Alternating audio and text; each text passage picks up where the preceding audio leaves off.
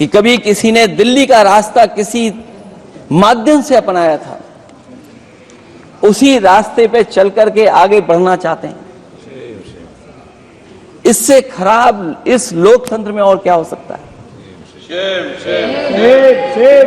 जिन लोगों ने ये कहा हो कि हम नौकरियां दे देंगे, आज नौकरियां कहां हैं, रोजगार कहां हैं? और अध्यक्ष महोदय, अगर वादा किया जाए नौकरी और रोजगार का, इन्वेस्टमेंट का, और सपने बड़े दिखाए जाएं, ये बात मैं इसलिए कह रहा हूं कि माननीय मंत्री जी भी उसी प्रदेश से आते हैं, प्रधानमंत्री जी भी उसी प्रदेश से आते हैं। आज कई मायनों में, कई आंकड़ों में उत्तर प्रदेश पीछे दिखाई दे रहा है, जहां रोजगार के सवाल पर जो सरकारी नौकरियां इसलिए नहीं क्योंकि आरक्षण न देना पड़ जाए, इसे सरकारी नौकरियां नहीं हैं। आए दिन पेपर आउट, पेपर लीक, न केवल पेपर लीक है बल्कि जानबूझ करके पेपर लीक कराया जाता है जिससे कि परीक्षा रद्द की जा सके। और जो अग्निवीर वाला सवाल था वो आज भी वैसा ही का वैसा है।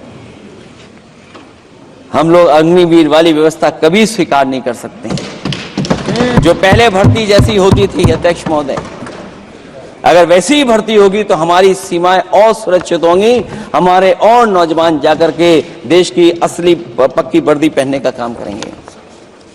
ये अध्यक्ष महोदय कैसी चर्चा संविधान की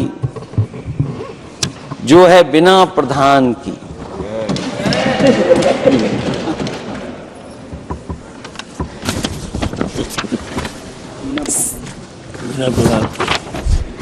अध्यक्ष महोदय, इस सरकार में जो लोकतंत्र के साथ खिलवाड़ हुआ है, इतना कभी खिलवाड़ नहीं हुई होगी।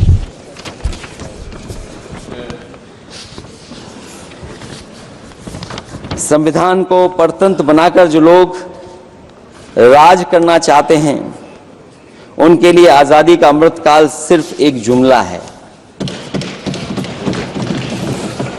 और अंत में मैं सिर्फ एक ही बात कहना चाहता हूं कि संविधान बचेगा तो न्याय बचेगा, और न्याय बचेगा तभी सबको बराबर मान सम्मान, सबको बराबर मौके मिलेंगे, भेदभाव भी मिटेगा। और भेदभाव का भाव भी इसलिए आज फिर से संविधान को बचाने के लिए एक और करो या मरो आंदोलन की जरूरत है। इसलिए अध्यक्ष महोदय, हम आपको भरोसा दिलाते हैं, पिछले चुनाव में भी बहुत सारे सत्ता पक्ष के माननीय लोग ये कहते थे कि हमें इतनी सीटें मिल जाएंगी तो हम संविधान बदल देंगे। अध्यक्ष महोदय, मैं आपके माध्यम से जनता का धन्यवाद देना चाहता हूं कि इन्होंने 400 पार के नारे को गिरा दिया और विपक्ष को इतनी ताकत दे दी कि इनकी जो सपना था संविधान बदलने को, उस सपने को तोड़ने का काम किया। अध्यक्ष महोदय, बहुत सारे साथी इधर के ही उधर हैं, अगर उधर वाले इधर आ गए उसी दिन ये सत्ता से बाहर हो जाएंगे। अध्यक्ष महोदय, आखिरी में मैं कुछ लाइनें कहकर के अपनी बात खत्म करना चाहता हूं। न मेरा है न तेरा है, ये हिंदुस्तान सबका है। नहीं समझी गई ये बात तो नुकसान सबका है। हजारों रास्ते खोजे गए उस तक पहुंचने के, मगर पहुंचे हुए ये कह गए भगवान सबका है। जो इसमें मिल गई नदियां वो दिखाई नहीं देती महासागर बनाने में, मगर एहसान सबका है।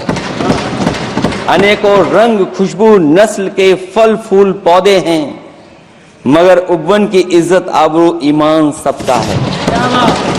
हमें उम्मीद है कि इस चर्चा के बाद बाबा साहब भीमराव अम्बेडकर जी का दिया हुआ संविधान को बदलने का सपना नहीं देखा जाएगा। साथ ही साथ डॉक्टर राममनोहर लोहिया, जिन्होंने समाजवादी आंदोलन का रास्ता दिखाया, नेताजी ने जो संघर्ष कर करके हम लोगों को उस जगह पहुंचाया, वहीं लोकनायक जयप्रकाश जी ने इस देश को आगे बढ़ाने के लिए समय समय पर संपूर्ण क्रांति का आह्वान देकर के जागरूक किया। मैं उन सबको याद करते हुए एक बार फिर अध्यक्ष जी आपका बहुत बहुत धन्यवाद देता हूं। श्री कल्याण बनर्जी।